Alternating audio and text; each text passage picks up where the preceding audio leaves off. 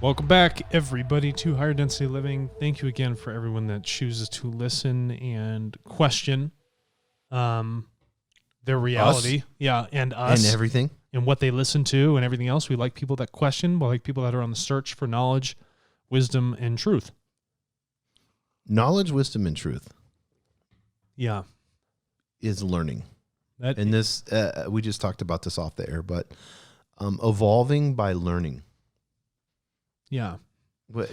I mean, what does that look like whenever you have someone, Alex, that is, they're listening and they're resonating with us right now, and they're like, yeah, and Carol Drucker calls it like having this learning mindset instead of a fixed mindset in psychology. Yeah. What is this learning mindset? What does that look like when someone wants to evolve? Have you ever... No! Perfect. I have a belief, Alex. This is what I mean. Jason, I have a belief. You're perfect. You don't need to learn anything. That's it. I'm perfect because Jesus made me so. Yeah. I'm a child of God. Yeah. What does that mean? Okay. Yeah, great. Write that down for me. What is learning? It's a very simple thing. What is learning? Mm-hmm. Now, we as human beings make tons of mistakes. Tons of mistakes.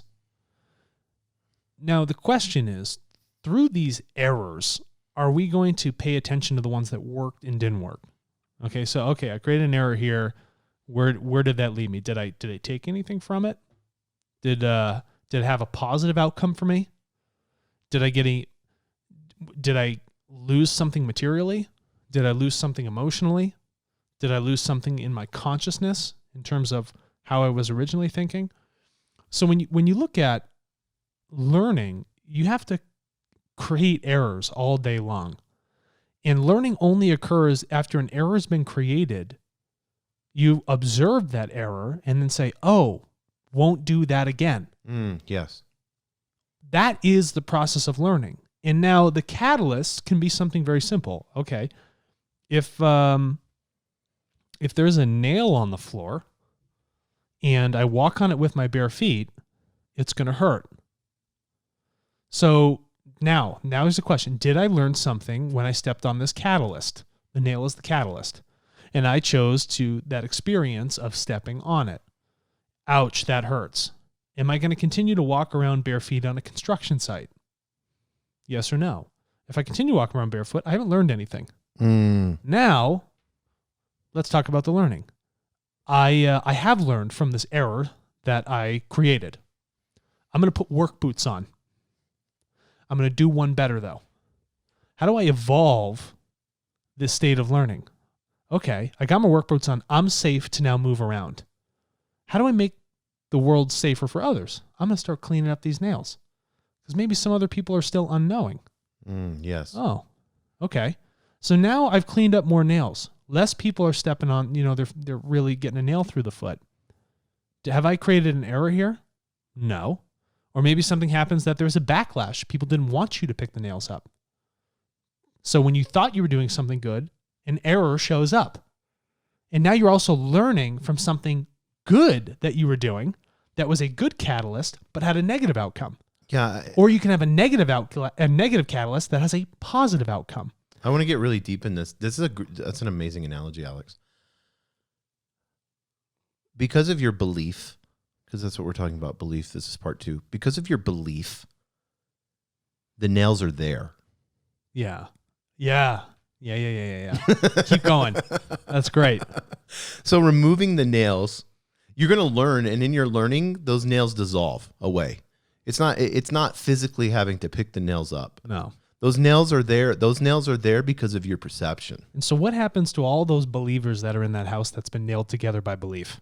And you start removing the nails. Yeah, exactly.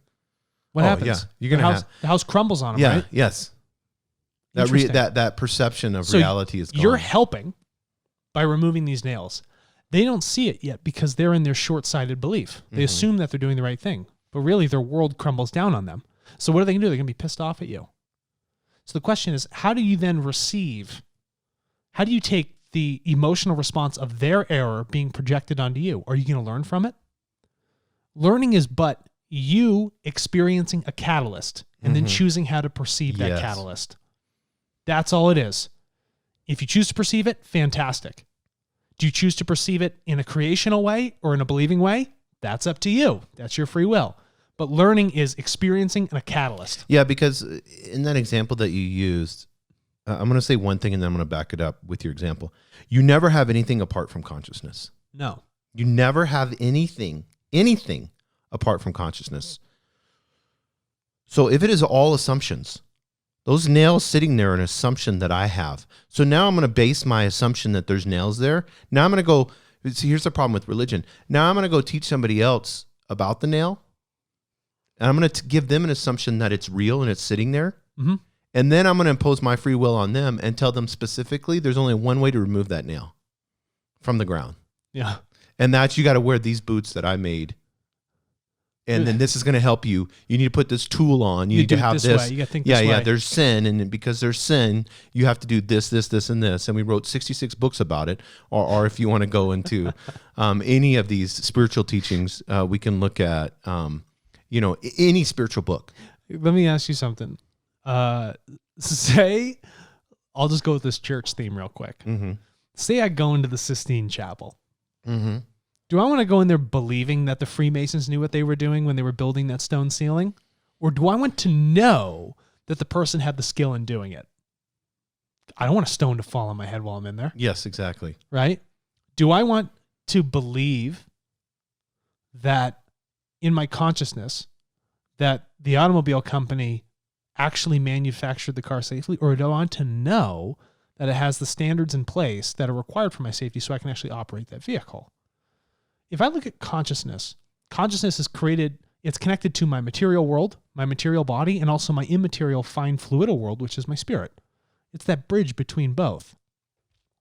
So if the church comes around and they say, well, we want you to believe in this structure that we've built, and we put all these nails of belief in there, and you got to continue to reinforce it, and we're just going to keep packing people in there.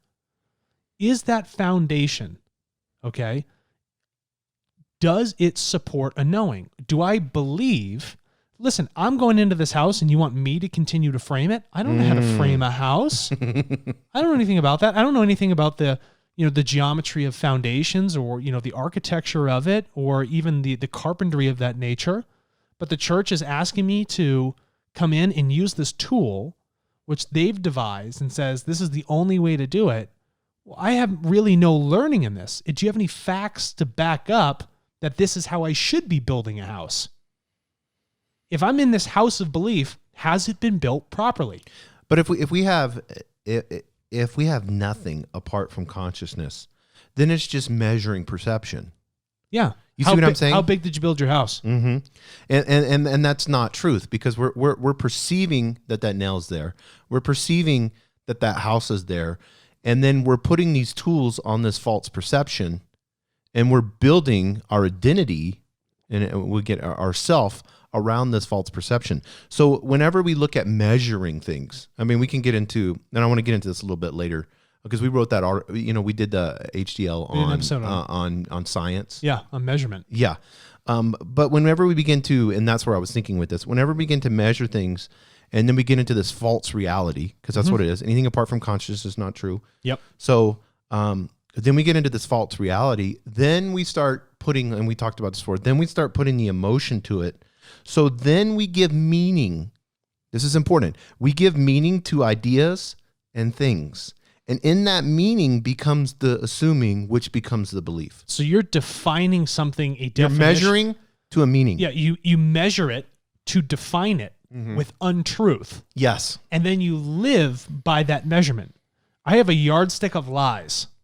So I'm going to take my yardstick of lies and unknowing and untruth, and I'm going to use that to build my world and my perspective, my limited world. I'm going to put myself into a house which has 4 walls that restrain me from all of creation around me. Why would I want to do something like that? Why would I want to limit my perspective? Why would I want to limit, if I build that house, catalysts from affecting me? If I build walls and not bridges, that prevents things from coming in that allow me to learn. I'm cutting off my field of view. Yes. I'm cutting off other people. I'm cutting off other energies. And when you do that, no learning can happen. Oh, by the way, you can't move, because now I'm trapped by 4 walls. All I'm doing is spinning in circles. And when you lack movement, when you have stagnation, evolution stops. There's no progression.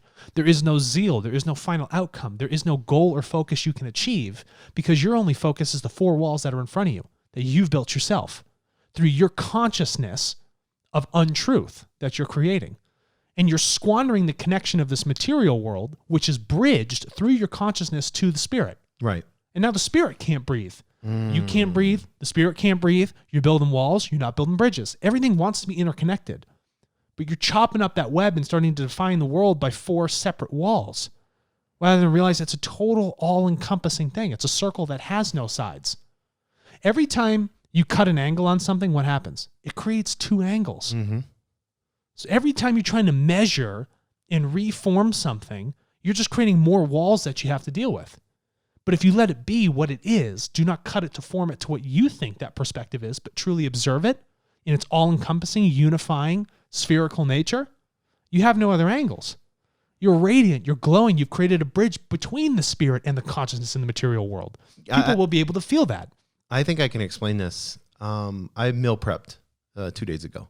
Is that why I saw those things in the dishwasher? Yeah. So that glass dish that I use to hold the content, Yeah. that dish is not affected.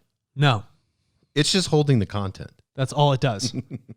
It only holds the content. But what's the end game though?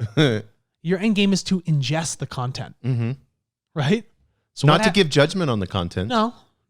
We're just holding, and that we're getting into judgment with assumptions. But when you begin to think of it that way, like pure consciousness, and then this comes into your vision, or as we're driving, we're not paying attention to which wipers is looking, and all these spiritual data points hit you. To just observe them with no emotion and understand, oh, okay, here's Christianity. Yep. Okay, well, let me read about it. I don't know anything about it. Okay, cool. I'm learning. Oh, Buddhism. Cool. Yeah, exactly. Oh, Sufism. I can hold this content. Interesting. Oh, what's the Dalai Lama say? Oh, that's cool. Mm-hmm. There are a lot of beliefs in here? Probably. So, and I want to use this word because I think it's very good. And this is the word I came up with when I was thinking of this. It's when we begin to care about the contents. Caring is important. You have to care. You have to nurture. This is with relationships too. If you don't, everything takes work, takes effort. And if you do not want to nurture healthy, positive, progressive, truthful, creational, unifying, equalizing, harmonious, peace-loving thoughts, I don't know how many more words I could have put in that sentence. If you do not choose to nurture something like that, like when that thought comes in, well, then those will just go away, and then there's no progression at that point. You have to want to nurture progression. You have to want to nurture your own progress, your own evolution, your own relationships. And like a farm, right? If you're a farmer, you have to nurture the crops. If a baby's in a state of growth, you have to nurture it, right? It has to receive the mother's milk. It must be nurtured. The thoughts, the emotions must be nurtured until it can come to a state where it can stand on its own. And when you can stand on your own thoughts is when you've nurtured thoughts that are positive, thoughts that are equalizing, thoughts that are loving and harmonious, and thoughts that are not based on belief, thoughts that are not based on assumption. Then you have something firm to stand on. You have firm ground, but it must be nurtured. But that firm ground is seeing, being aware of the concept. It has you. Without awareness is a prerequisite to nurturing. Because if you don't have that awareness, you don't know what to nurture. You don't know what is truly beneficial and evolutive rather than something that is harmful and belief-based. Yeah, and I'm going to blow some people's minds. Remember the studies we did, that not we did, but scientists did, especially those Italian studies, that it did not exist unless it was observed. Correct. I'm looking at you right now, Alex. I'm perceiving that you're talking into a microphone. I'm perceiving that you have a silver computer. I'm perceiving you're sitting in a blue chair. Right. I'm perceiving we have these cool spiritual necklaces on, right? Yeah. I'm looking at you and I'm making assumptions that you exist. Yeah. Why though? Just looking at me in the sense of what's going on, light photons are hitting your eye, outlining color and shadow. The brain is processing that into a thought. Into an automatic function within the brain of thought. You're thinking right now what you're seeing. But this is so crazy. So let's say that I remove. Let's say that because there's several measurements that I'm doing. Oh, wait a minute. I can't wait to take this to step 2. Go ahead. See where I'm going? Keep going. Come on. I'm ready for step 2 on this already.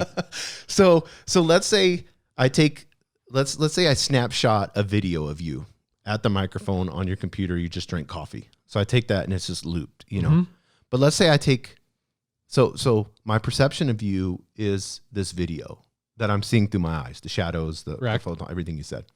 So let's say I remove that. So now I have, the visual part I've removed. This is what I was about to jump into. So now I have the audio. Mm-hmm. So I'm hearing you and my thoughts are coming from word. Sure. So let's say I remove that. I was just about to I said, what if you were blind and what if you were deaf? Mm-hmm. What reality does it leave you with? No, yeah. Okay. So now I'm blind and I'm deaf. This is funny. We're in sync. Yeah. So now I touch you and I'm like, here's a person. Ooh, and then I touch the mic. I was like, that's a microphone. Yeah. What if you remove that? Mm-hmm. Then what are you left with? Well, then you don't know what a microphone is. Mm-mm. You're assuming that I already knew. So what are you left with? Consciousness only. So what happens in a state of non-thinking? Yes. What happens in a state of darkness, Mm-hmm. inaudibility, a lack of feeling? What happens when you move into a state of perfect meditation? You live in a state of moment, a pure awareness of consciousness, and you are only fed information that comes through the spirit. Dude. Belief, assumption, all those things are gone. And in your blindness of this thing that you think is the reality of this world, okay, that's when you find that truth. Look what I wrote. Are you the thing you observe? That's exactly right. So am I really the thing I observe? Right. When this is material, but if I take all those things away, what is left? Really chew on that. Ruminate on that thought, because the thing that is left is pure consciousness and spirit. It's energy. Mm-hmm. And it's only energetic information that comes from creation. Now I want us to go back and say, okay, I'm believing that you have the microphone. I'm putting all these perceptions. Yeah. So now I have resistance, because it's resistance from consciousness. Yeah. Well, So because when we create a reality, it's us resisting consciousness. yeah. And when I resist consciousness, now I'm creating an identity. yeah, an identity of resistance. Yes. You're polarizing against consciousness. And the ego does that. You're polarizing against consciousness, dude. Yes. You're polarizing against truth. Yes. So this microphone, whatever, right? But the consciousness, your thoughts that are coming in, don't fight them. Mm-mm. Let them be. Let them happen. Because when you fight it, then you force yourself into this material, egoistic world that stops the learning. Mm-hmm. You believe you have to fight it.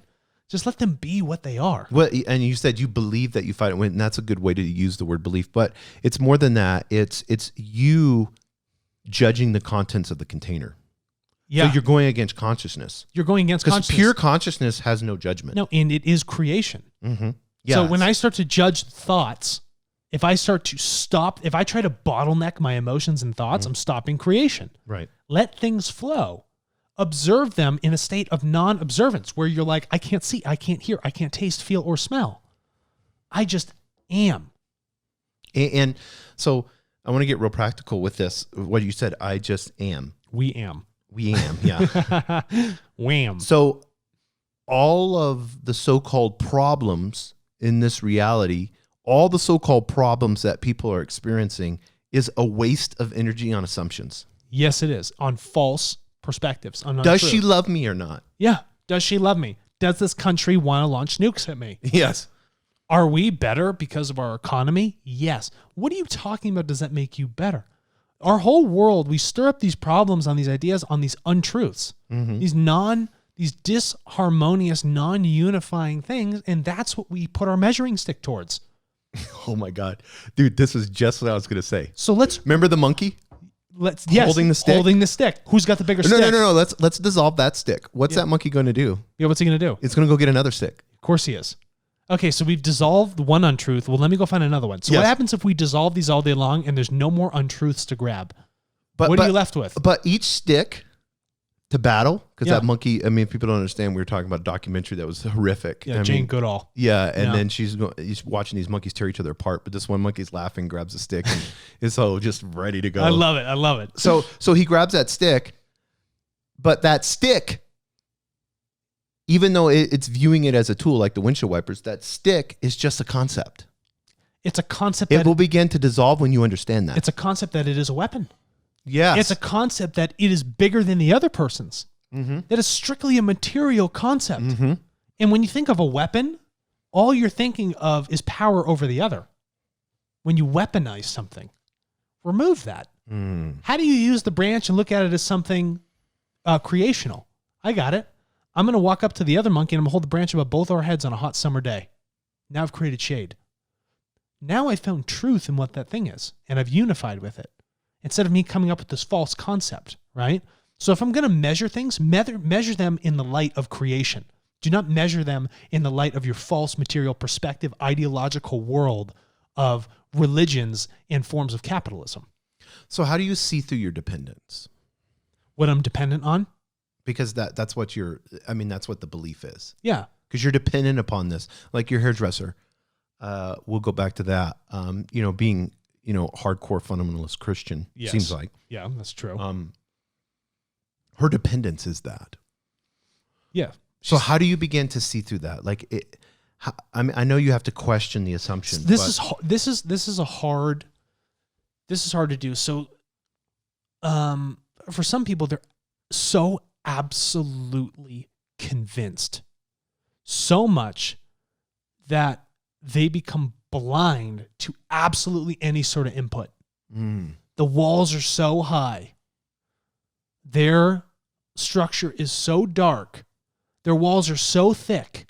They cannot feel or hear or sense any other possible input. They're firmly rooted in something that is unstable, something that is stagnant. If you have like a pool and you turn the motor off for the filter, what happens? It starts to green. Algae builds. Yes. Things start to decompose, and then it becomes this giant green algae-filled pool. The only life that is in there is the one that's taking away other life.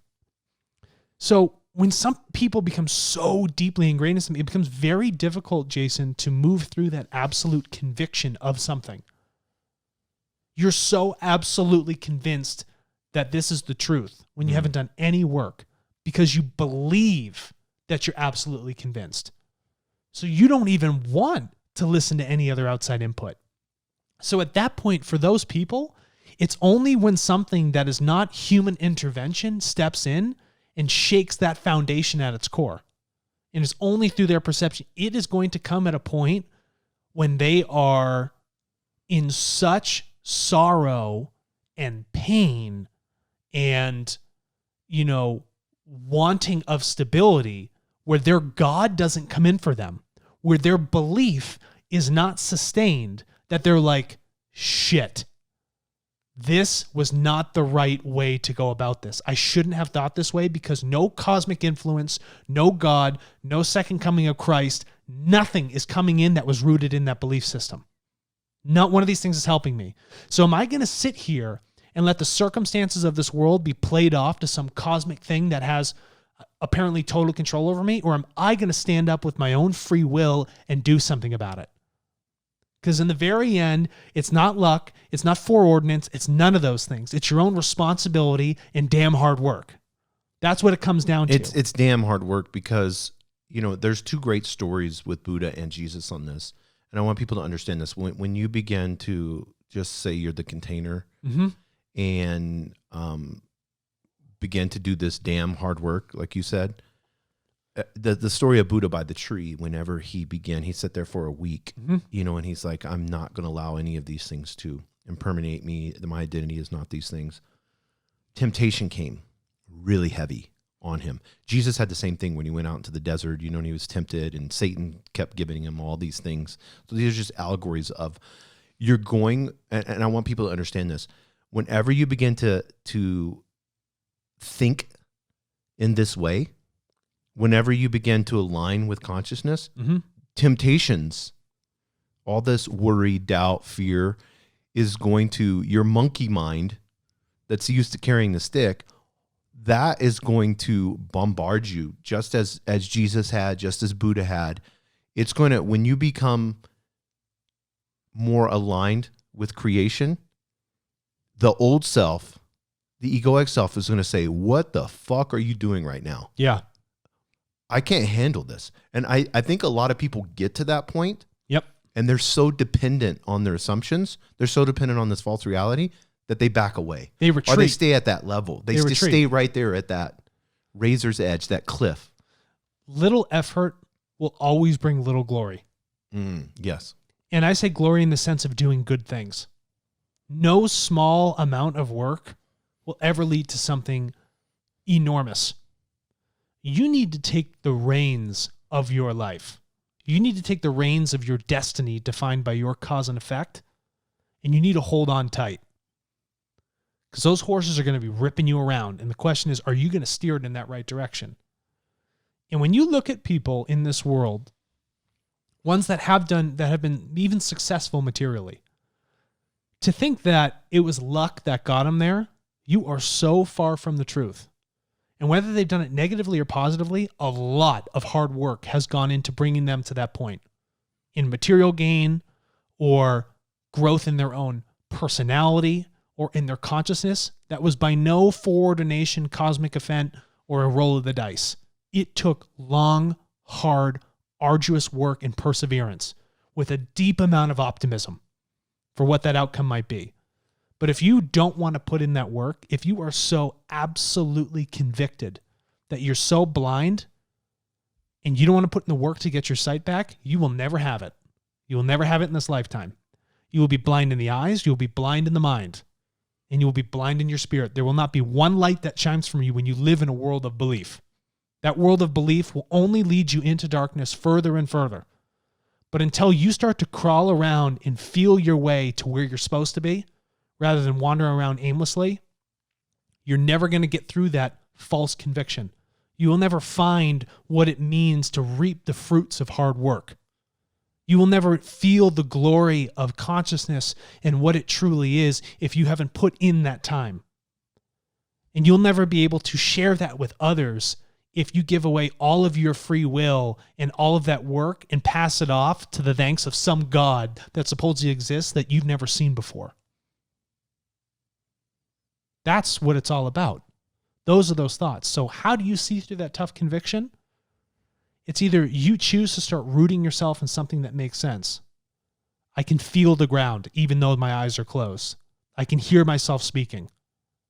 Now, am I going to move myself somewhere to some sort of safety where that light might be so that I can start to think and remove this darkness that is in my eyes? That's the question you have to ask yourself. And if you don't do that, then you won't see it in this life, or you'll be forced into a situation, into a corner where you can't crawl yourself out of it. You cannot get out of it. And you'll be begging for your God to step in, and it will not be there. You'll be begging for that belief to finally come to fruition, and it will not show up. But what will happen is your ability to think, your ability for free will, and your ability to make a choice in that moment. Because when you come up to that moment and you look back at all those other moments and you should have been like, shit, I should have paid attention to them. That's that kairosis. Mm-hmm. That's when I've disregarded all those moments and now I'm faced with the brink of oblivion. What do I want to do? Well, the Buddhists talk about suffering in this way, where we in suffering, it tends to jar us enough. It's when we're most honest. Yeah, and that's when we're most honest and truthful with ourselves. And I want to end in this, Alex. No external world, all oneness. Yeah. So, and let me get real practical with this and what you were saying. It's really as simple as this. When you can become that container that has no thought, negative or positive, that has no judgment, that's when you, if I want to use the word, not, this is going to be bad, that's when you've arrived. Yeah. You know, in the sense of and it's just as simple as this daily. Especially for me, this is just for me. This is how I do this. Am I attaching judgment to this right now? Am I attaching a negative or a positive thought to this? Am I attaching emotion to this? Mm-hmm. Or am I just letting it be what it is? Yes, exactly. I'm not going to, the food is the food going in the container. Yeah. Am I going to say that the food's good for me or bad for me? I don't know. It all depends on when I choose to ingest it. Because my belief attaches judgment. So if I'm a Christian and I believe you're not a Christian, then it's my job to save you. So in this moment, so we're not one.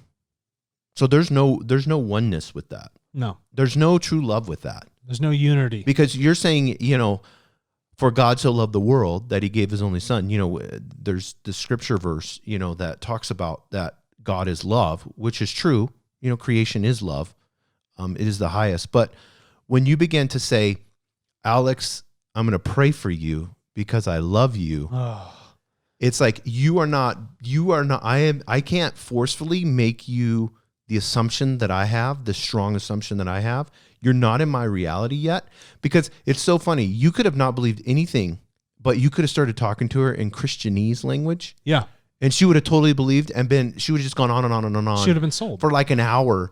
She would have gone on and on. And at the end of that, here's the false perception. No matter how fake you were, she would have said, brother, it's so great that we're a child of God together. All it's the time. So exciting. Yeah. And you would, Borat did that in that funny film. He does it all the where time. he pretended like he was, getting saved and all that stuff. And people just bought into all of it because it's a false reality.